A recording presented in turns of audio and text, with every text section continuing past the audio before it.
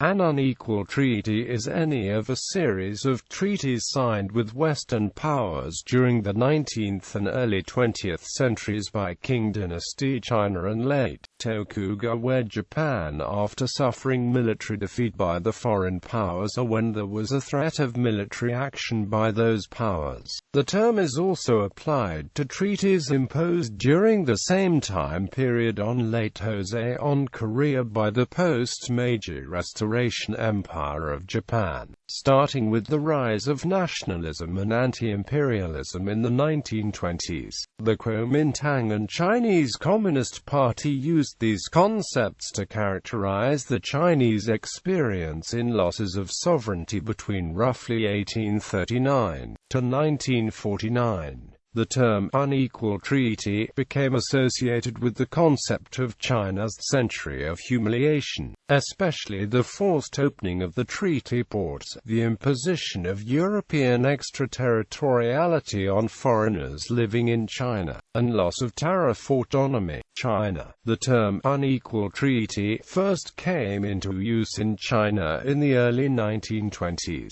Dong Wang, a professor of contemporary and modern Chinese history, noted that, while the phrase has long been widely used, it nevertheless lacks a clear and unambiguous meaning, and that there is no agreement about the actual number of treaties signed between China and foreign countries that should be counted as unequal. Historian Emmanuel Hsu explained that the Chinese viewed the treaties they signed with Western powers as unequal because they were not negotiated by nations treating each other as equals but were imposed on China after a war, and because they encroached upon China's sovereign rights, which reduced her to semi-colonial status. In response, historian Elizabeth Cobbs wrote, ironically, however, the treaties also resulted partly from China's initial reluctance to consider any treaties whatsoever, since it viewed all other nations as inferior.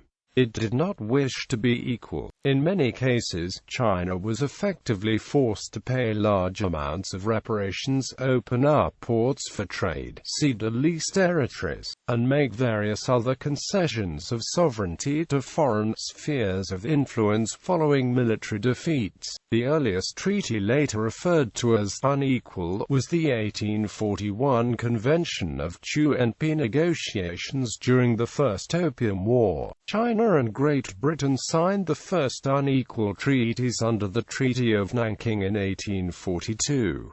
Following Qing China's defeat, treaties with Britain opened up 5 ports to foreign trade, while also allowing foreign missionaries, at least in theory, to reside within China. In addition, foreign residents in the port cities were afforded trials by their own consular authorities rather than the Chinese legal system, a concept termed extraterritoriality. Under the treaties, the UK and the US established the British Supreme Court for China and Japan and United States Court for China in Shanghai. Chinese resentment after World War I, patriotic consciousness in China focused on the treaties, which now became widely known as unequal treaties. The Nationalist Party and the Communist Party competed to convince the public that their approach would be more effective. Germany was forced to terminate its rights, the Soviet Union ostentatiously surrendered them, and the United States organized the Washington Conference to negotiate them. After Chiang Kai-shek declared a new national government in 1927, the Western powers quickly offered diplomatic recognition, arousing anxiety in Japan. The new government declared to the great powers that China had been exploited for decades under unequal treaties,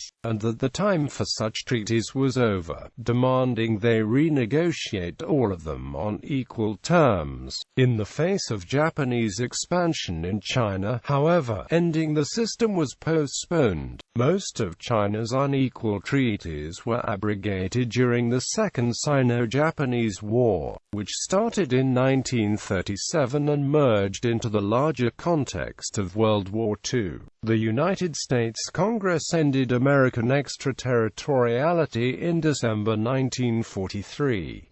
Significant examples of unequal treaties with China did outlast World War II. Unequal treaties regarding Hong Kong remained in place until Hong Kong's 1997 handover, and in 1969, to improve Sino-Russian relations, China reconfirmed the 1859 Treaty of Aigun.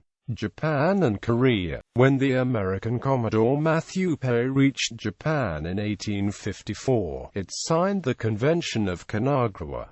Its importance was limited. Much more important was the Harris Treaty of 1858, negotiated by U.S. envoy Townsend Harris. Korea's first unequal treaty was not with the West but with Japan, taking a page from Western tactics. In 1875, Japan sent Captain Inoue Yoshika and the warship Unyo to display military might over Korea in the Gangwon Island incident. This forced Korea to open its doors to Japan by signing the Japan-Korea Treaty of 1876. The unequal treaties ended at various times for the countries involved. Japan's victories in the 1894–95 First Sino-Japanese War convinced many in the West that unequal treaties could no longer be enforced on Japan. Korea's unequal treaties with European states became largely null and void in 1910, when it was annexed by Japan. Mongolia, China, and Russian. Selected list of treaties.